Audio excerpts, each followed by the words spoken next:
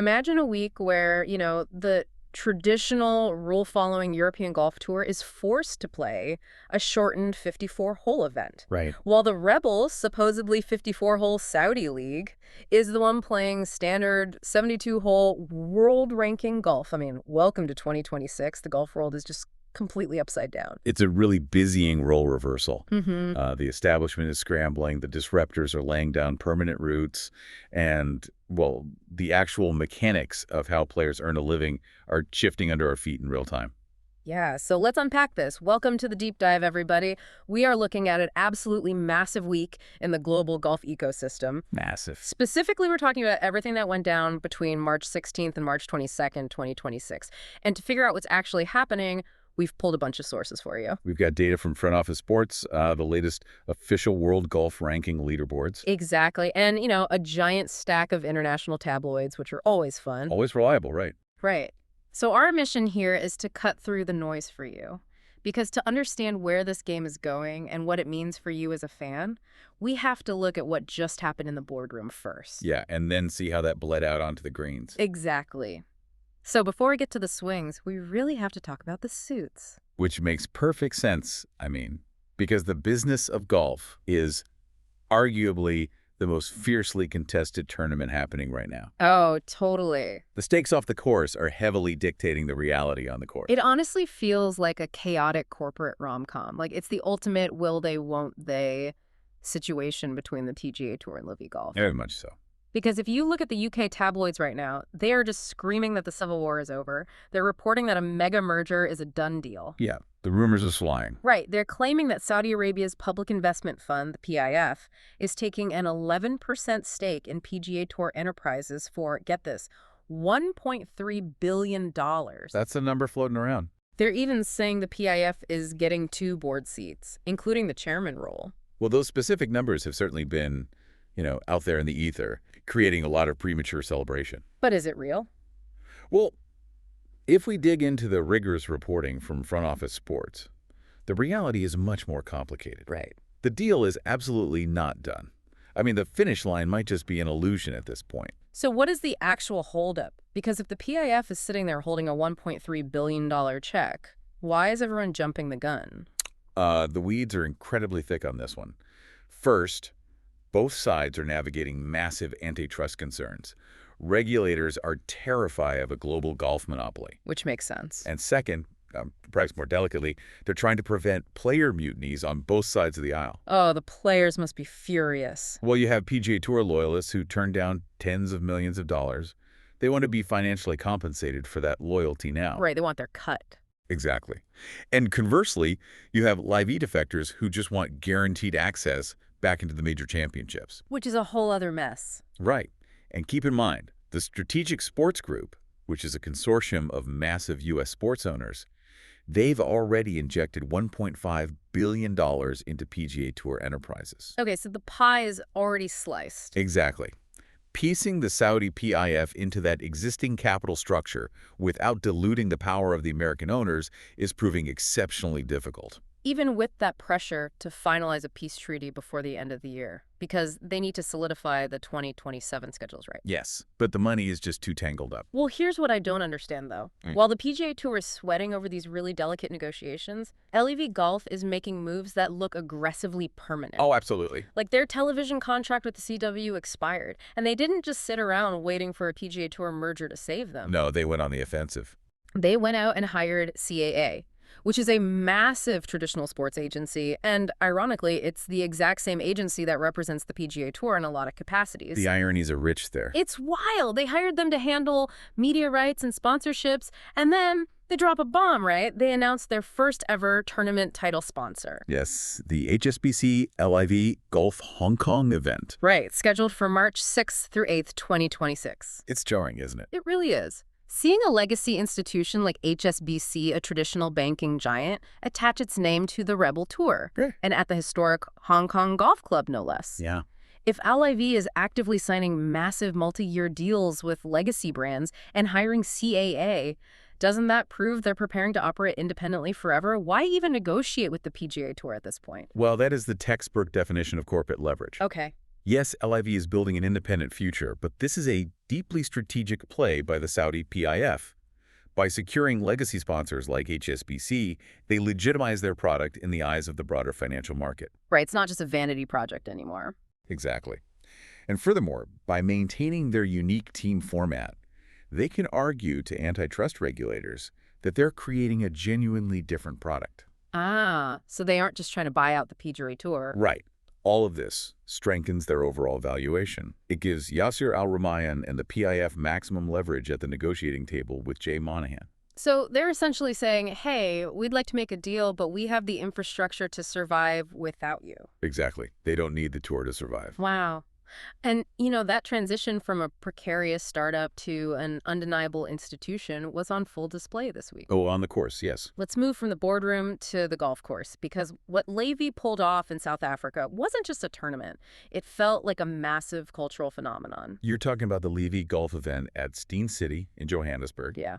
We are talking about over 100,000 tickets sold. It was packed. You had the South African president, Cyril Ramaphosa, standing on the 18th green to greet the players. I mean, the geopolitical and cultural footprint of that event was so successful, they've already locked in a return date for April 2027. It's a huge win for them. And the atmosphere was just electric because the home team, the all-South African Southern Guards, were putting on an absolute clinic early on. Oh, Oosthuizen, Burmester, Grace, Schwartzel, they were flying. Yeah, Burmester starts the final round with 4 straight birdies. The crowds are deafening. At one point, the Southern Guards had a 9-shot lead. A 9-shot lead. 9 shots. I mean, in professional golf, a 9-shot lead on a Sunday should be an absolute lock. It should be a ceremonial walk to the clubhouse. Right. But, the psychology of team golf, combined with the pressure of performing in front of a massive expectant home crowd, it's a unique burden. It really is. In an individual stroke play event, you're only letting yourself down if you collapse. In this format, you're failing your countrymen right in front of your head of state. And they just crumbled under that exact weight. The heartbreak was so palpable. Yeah, it was tough to watch. As the South Africans cooled off, Bryson DeChambeau and his Crushers GC just caught fire. Keep in mind, Steen City is at a high elevation, so the ball is flying forever in the thinner air. Oh, the ball was traveling. Anirban Lahiri shoots his second straight 63. Paul Casey and Charles Howell III go bogey-free on the backstretch. The Crushers end up winning the team title by 1 stroke. With a cumulative score of 76 under par. 76 under. Yeah, that shatters the previous Levy scoring record of 69 under. That's absurd. The elevation certainly helped, sure, but executing at that level under the pressure of a Sunday comeback requires immense discipline. Well, and the individual drama somehow eclipsed the team scoring record. We get a playoff between Bryson DeChambeau and Jon Rahm. A heavyweight bout. Yes. On the first playoff hole, Bryson hits his drive way left into the mud. He takes relief, but he's still in awful shape. Terribly thick mud. Right, and he pulls out a 3-wood, and from 295 yards away, he hits it to 12 feet to set up an eagle. I need you to explain the mechanics of that, because hitting a 3-wood out of wet mud sounds impossible for a weekend amateur. Well, it borders on the impossible for a pro, too. Seriously? Yeah, when a ball is sitting in thick, wet soil, the ground acts like a vice gripping the club head. If you hit even slightly behind the ball, the mud grabs the club, twists the face, and entirely kills the momentum of the swing. So you just duff it. Exactly. To hit a 3-wood, which has a very flat face and very little loft, requires a strike of absolute millimeter precision. Wow! You have to pick the ball perfectly clean off the mud without digging in, all while generating enough clubhead speed to carry the ball 3 football fields. That's insane. Doing that in a playoff is just a massive testament to DeChambeau's raw physical power and his mechanical control. And he 2-putts for birdie and the win.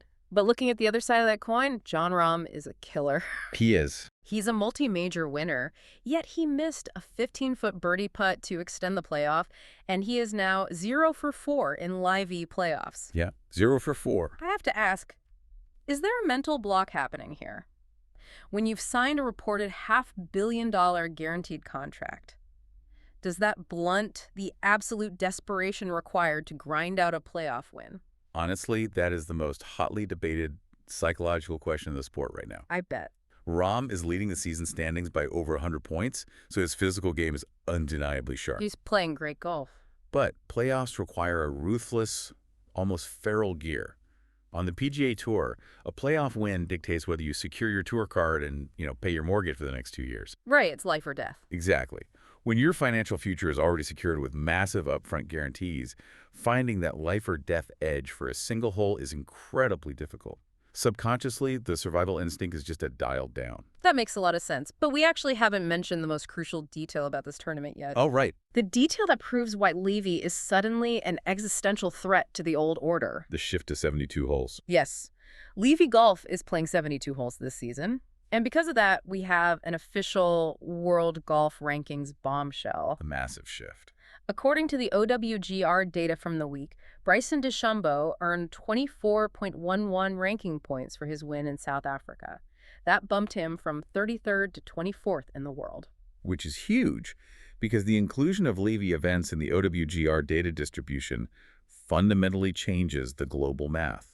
How so? Well, for the last 2 years, the lack of world ranking points was the primary weapon the legacy tours used to delegitimize the Rebel League. Right, guys were just tumbling down the rankings. Exactly. Players who jumped to Levy watched their rankings plummet, which jeopardized their entry into major championships. Right.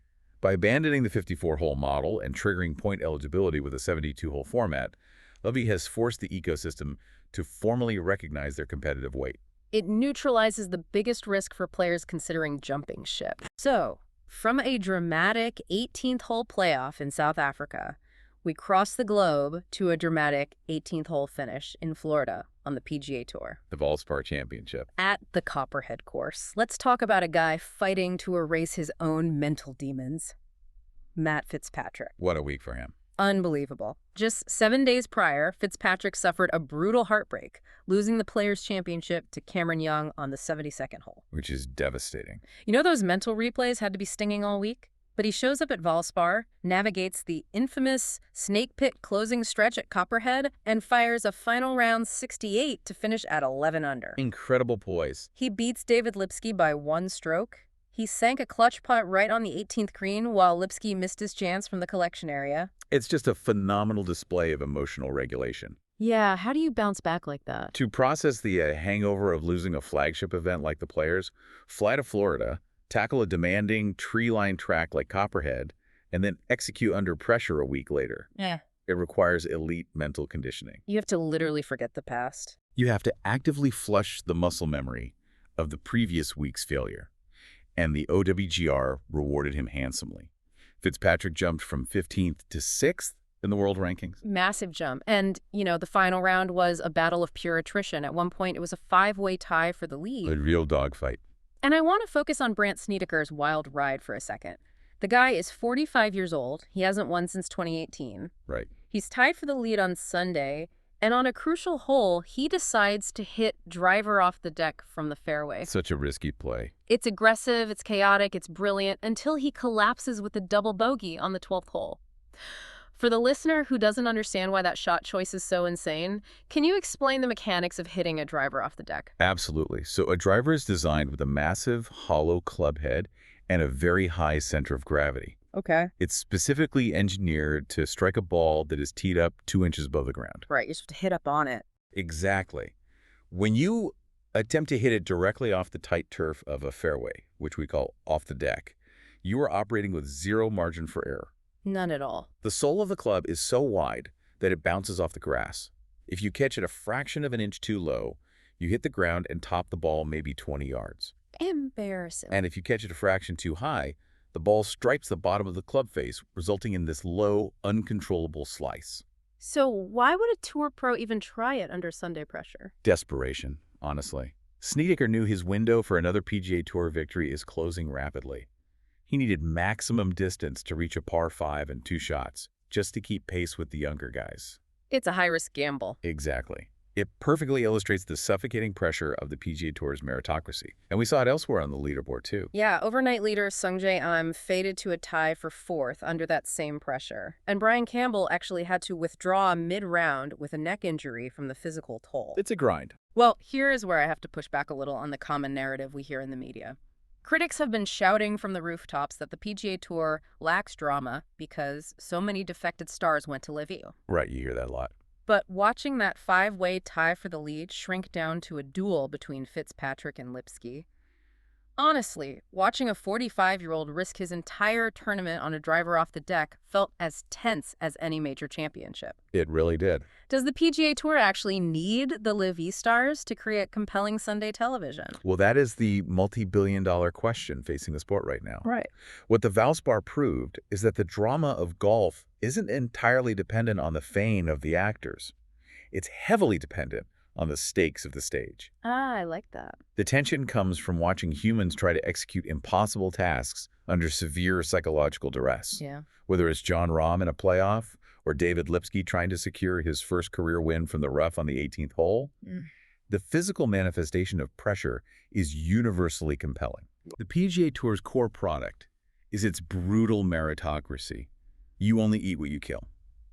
And that inherently creates drama, regardless of who is holding the club. The format itself is the star. Now, earlier I promised our listeners some irony, and here it is. Oh boy. That brutal meritocracy on the PGA Tour is exactly why world ranking points are so coveted. But looking at how those points were distributed globally this week reveals a massive contradiction over in Asia. Let's look at the DP World Tour's Porsche Singapore Classic, where Richard Mansell won his first DP World title. Right. Mansell shoots 16 under to beat Kita Nakajima by one shot. He takes home nearly 400,000 euros. But here's the kicker. The event was shortened to 54 holes due to massive weather washouts. The scriptwriters for the golf world are just working overtime at this point. I mean, you have to laugh. In the exact same week that Livy Golf, the league completely defined by its 54-hole format, successfully transitions to playing a 72-hole tournament in South Africa to earn OWGR points. Right. The traditional legacy DP World Tour is forced to play a 54-hole event in Singapore. Oh, and to top it off, Livy player Tom McKibben actually finished tied for third in that very same DP World event. You can't make it up. The lines separating these tours aren't just blurred anymore, they're completely erased. It really highlights how incredibly fluid the global game has become.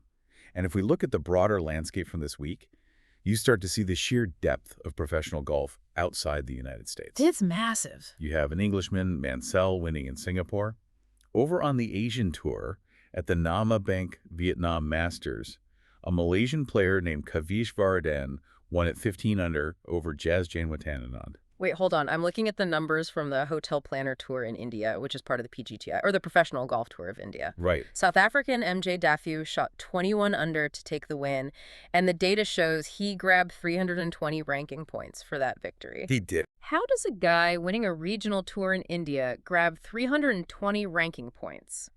Can you explain how the OWGR actually mathematically weights these global events compared to the massive purses in Europe or America? It's a great question because the math recently changed. Okay. Historically, tours had minimum point allocations just based on their name prestige. Right. The PGA Tour always got the most. Exactly. But now, the OWGR uses a field rating system based on strokes gained world rating. So it's purely data-driven. Pure mathematical evaluation. Yeah. The system evaluates every single player in the field based on their recent performance across all tours globally. Wow. It adds up those individual values and assigns a total point pool for the tournament. It doesn't matter if you're playing in India, Vietnam, or Florida. That's fascinating. If a regional tour event attracts a deep field of mathematically strong players, the winner gets a massive point payout. It proves that these international tours are vital, highly competitive pipelines that feed the top tier. Which naturally leads to the next question. Where do all these international pros come from in the first place? Well, they aren't born with tour cards, that's for sure. No, they start in the grueling, under-the-radar amateur ranks. And the amateurs also had a marquee week across the globe. The foundational stepping stones of the game. Exactly.